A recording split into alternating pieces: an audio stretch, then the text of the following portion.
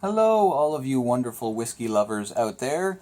Beardly gentleman from Central Ontario, Canada, back again with the next installment in my Drinking the Middle Shelf Whiskey Review series.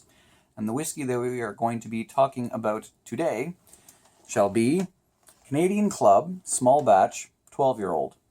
Now, I should say that I didn't just start drinking this whiskey. This is sort of a house blend. It's been, I always have a bottle on my shelf since college, I think. I really enjoy it. If you go out and you are purchasing yourself some today, the one difference that you may find is that whereas mine has a twisty top, because this is a little bit of it's a bottle that's been sitting on my shelf for a while, yours will have a cork stopper. They have gone a little fancier and updated their bottles to have it's going to have a plastic top, but it'll be a cork inside the bottle. It looks nice. So Canadian Club, story time. Canadian Club as a brand was started about 150 years ago by a gentleman by the name of Hiram Walker. Hiram Walker was born in Boston, and as he grew up and became a man, he found his way to Detroit. In Detroit, he operated a grocery store where he made quite a good living off of making cider vinegar. He realized that making whiskey and cider vinegar were fairly similar, and he could probably make even a better living off of making whiskey, so he got into doing that. It was around that time when Prohibition started to sort of rear its ugly head down in the States, so he decided he didn't like the current political climate and hopped across the Detroit River into Canada, which is now Windsor. Created his distillery there, did quite well for himself. He actually founded the town of Walkerville, Ontario. That was the place that he kept all of his employees, basically. And he made a good go of it. He was making quite a good living. He was producing quite a few different whiskeys, and he was thoroughly liked throughout the land. One of the reasons for this is that Hiram Walker came to the realization that if you leave the whiskey in the barrel a little bit longer, it gets a little bit easier to drink, so people enjoyed his whiskey, especially gentlemen in American gentlemen's clubs. It became so popular that that particular type of whiskey was just known as club whiskey. This started to make some of the local bourbon producers down in the States a little bit unhappy. So they lobbied their local politicians and people in positions of power, and they were the ones that actually made it mandatory to have an origin statement on the bottle. Hiram Walker and his family went with that, and that's when they included Canadian in the name. That's why it's Canadian Club Whiskey. This was probably done in an effort to try to get the local Americans to want to drink more bourbon when they realized this was an import. It was a product from Canada, but as many imports have, that sort of had the opposite effect. It gave it a certain mystique. People, thought, oh, this is from Canada. This must be good. So it continued to do well, and it still continues to do well today. And even to this day, as far as I know, they do not offer any whiskey that is less than 5 years old. Which, if you watched my last video, one of my last videos, I explained how in Canada it has to be 3 years old. That's the minimum. But from there, it can go 3 years and up. But for Canadian Club, pretty sure it starts at 5 or 6. So there are 5 offerings, as far as I know of, at least domestically, for Canadian Club. There is a 6-year-old, there is a 9-year-old, there is the 12-year-old, which is this one. There is also I think it's 12-year-old, but it's finished in sherry casks, which is a technique that is commonly used in scotches. Maybe not commonly used, but is used also in scotches. And there is also a 100% rye. I'm actually pretty excited to get my hands on one of the 100% rye bottles, but I have yet to try it. Strength of this bottle, the Classic 12, is no big surprise there for most Canadian whiskeys. It is bottled at 40%.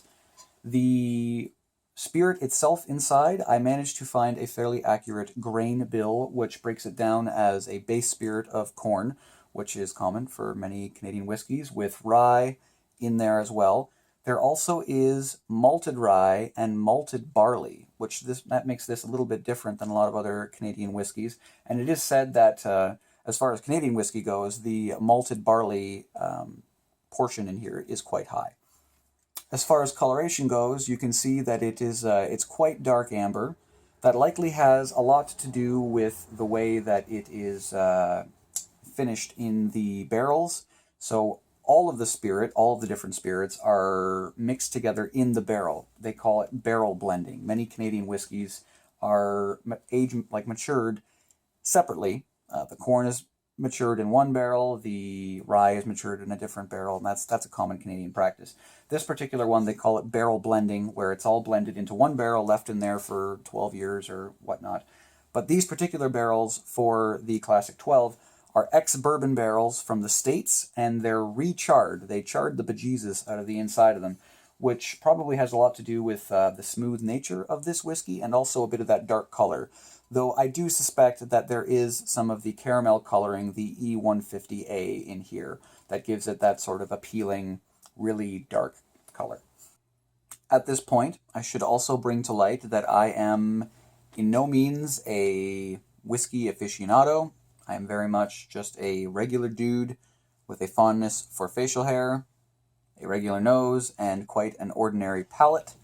I don't do tasting for a living. I am not a whiskey blogger. I'm just a guy who is starting to enjoy sipping and tasting whiskeys. So I will not invent anything. I'm going to tell you exactly my opinion, how I perceive it. I'm going to keep it real, and I'm going to let you know exactly what I pick up and nothing else. If there are any specific blender notes that I find interesting, I might bring up, but I will let you know that it is a blender note and not something that I have found. I think I've covered pretty much all that. I think it's time to get to drinking. Now, you do have to remember, I don't just make whiskey reviews. Well, this is only my second, so I don't make many at all, but I don't just make whiskey reviews. I tend to spend a lot of time watching whiskey reviews. And when I watch, I find it's a lot more fun when I pour myself a glass and enjoy it with the person that's presenting. So I hope that maybe some of you out there will share a drink with me.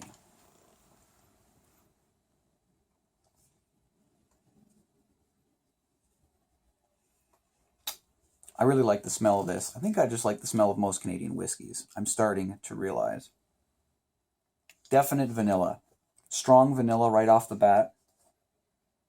Toffee. Butterscotch. A bit of a note of spirit. You can just a hint of spirit, which isn't necessarily a bad thing. When you come back to it,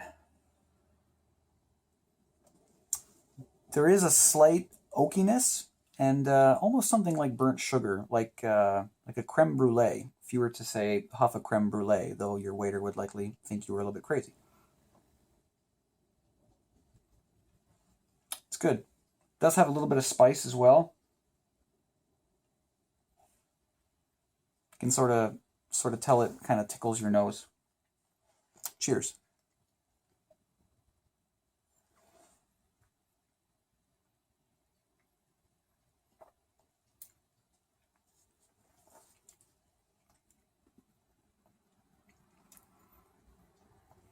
Warms the back of the throat nicely. Vanilla, again, definite notes of butterscotch, for sure. Something like toffee or maybe slightly burnt sugar in the middle of the tongue. Rye spice.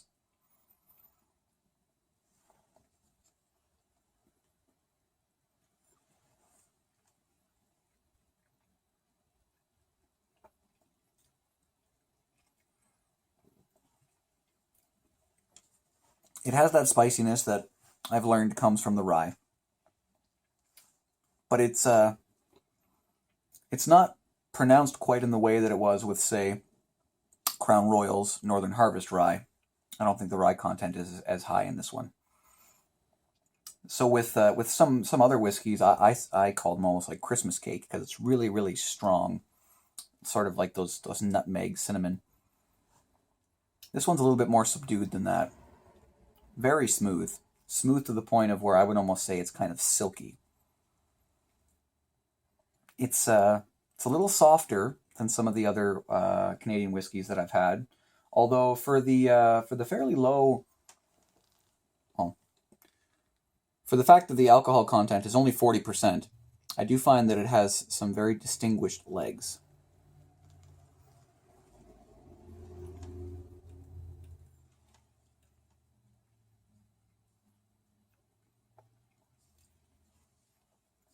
This is a spirit that's fun to sip.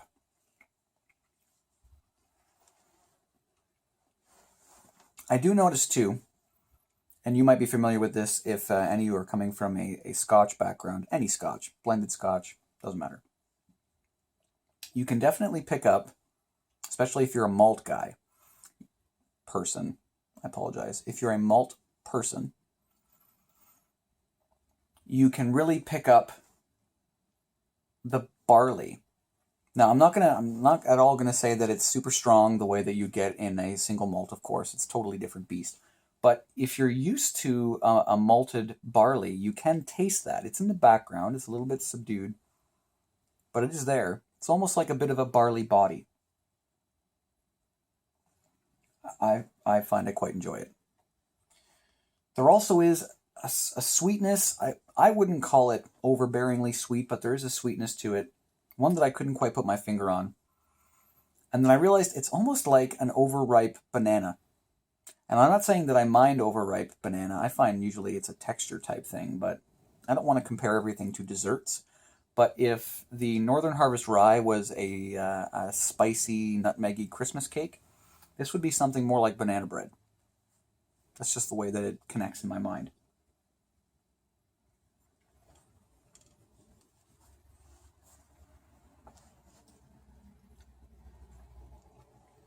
For the finish, again, very smooth to the point of being silky, warms up the back of the throat. It definitely leaves a soft oak sort of note, an oaky note. I find on the middle to the back of my tongue. Really makes the inside of your mouth feel quite nice. Kind of sticks to your tongue and to your teeth a little bit, though not the way that a peaty Isla type malt might stay with you for a half hour. This one just, it comes, makes a presence, goes on its way. I find it to be quite enjoyable. And then you are left with that hint of almost something like a light allspice. And then I find too, once you've sat on it for a little bit, it does turn almost a little bit peppery, a little bit of a peppery finish, which is all right. I kind of like that. Now, one thing that I forgot to do with my last review, because many people like their spirits many different ways. If you like water, you should add water. If you like ice, you should add ice. I'm easy. So if you add, no, there's not much left in this, so I won't add too much. A couple drops. If you add water to this, it's supposed to open up the bouquet, I suppose. I find that when you add water to this particular one, it actually shuts it down.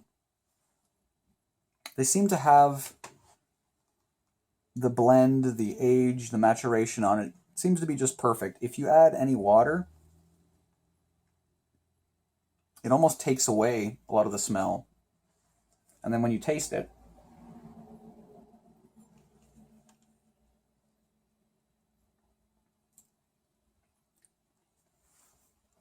everything's still there. It's not necessarily a bad thing, it's just not my favorite. I like it a bit more when the flavor is a little more prominent and upfront. Although the one really interesting thing I can say about this, about trying it with water and without, is that when you add a little bit of water to this, those more toffee, vanilla, butterscotch type flavors, they take a bit of a back seat. And I find that barley note, that malted barley note, kind of creeps out of the background just a little bit more. Again, it's not super overpowering, but it becomes a little bit easier to tell that it's there. I like it. It's one of my favorites so far. I'm going to try more, and I'll let you know what I think about them. I feel it's pretty good value. Right now at the LCBO, you can pick up the 750 milliliter bottle for $25. So, pretty hard to beat. Would be fine for mixing. If you wanted to mix it with Coke or even ginger. I bet you this would go good with eggnog. I would recommend it. I think it tastes quite nice. It's very smooth to the point of being silky. It's a little bit sweet. I don't find it overbearing though, and I don't typically have a sweet tooth. I'm not really a sweets guy. This is a good one. Cheers. And if I don't see you before Christmas, Merry Christmas to everyone out there who celebrates. And I hope that you all have a happy holiday. And I'll see you again before the new year. Beardly Gentleman, out.